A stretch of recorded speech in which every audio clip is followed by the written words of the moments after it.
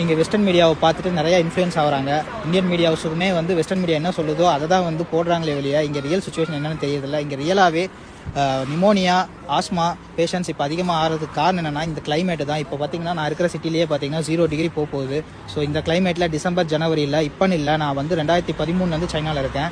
எப்பயுமே டிசம்பர் ஜனவரி பிப்ரவரி மந்தில் நிமோனியா வந்து கொஞ்சம் அதிகமாக தான் இருக்கும். அதே மாதிரி இன்ஃப்ளூயன்ஸான்னு சொல்கிறது, ஃப்ளூ, இது எல்லாமே நார்மலாகவே அதிகமாகும் டியூ டு கிளைமேட் சேஞ்சஸ் தான். இதை வந்து மற்றபடி இவங்க சொல்கிற மாதிரி புது வைரஸ் வருவதாக இருக்குது, திரும்ப பேண்டமிக்கா, லாக்டவுனா, சைனா ஃபுல்லாக லாக்டவுனு, எமர்ஜென்சி அனௌன்ஸ் பண்ணாங்க. இங்கே இருக்கிற மக்கள்லாம் ரொம்ப கஷ்டப்படுறாங்க, சைனா அரசாங்கம் மறைக்குதுங்கிற மாதிரி எந்த ஒரு சுச்சுவேஷனும் கிடையாது. நீங்கள் உண்மையான கல நிலவரத்தை பாருங்கள். இந்த யூடியூப்பில் உட்காந்துட்டு தமிழில் இங்கே சைனா வந்திருக்கவும் மாட்டாங்க, வந்து பார்த்துருக்கவும் மாட்டாங்க. அதே மாதிரி இங்கே என்ன நடக்குதுன்னு தெரிஞ்சிருக்காது, சும்மா அடிச்சுடுறது இஷ்டத்துக்கு. ஏன் இப்படி பண்ணுறீங்கன்னு தெரியல. ஏன்னா நீங்கள் சொல்கிறத தான் அங்கே இருக்கிற மக்கள் நம்புகிறாங்க. அங்கே இருக்கிற எங்களோட குடும்பங்கள் ஆகட்டும், இங்கே தமிழ் மாணவர்கள், இந்திய மாணவர்கள் படிக்க வந்தவங்களாகட்டும், எல்லாருமே வந்து அவங்க ஃபேமிலியில் பயப்படுறாங்க.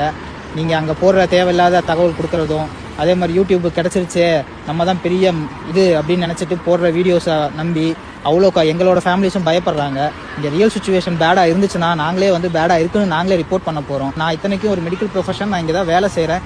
எனக்கே வந்து பயத்தை உருவாக்குறாங்க. ஏன் இப்படி பண்ணுறீங்கன்னு தான் தெரியல.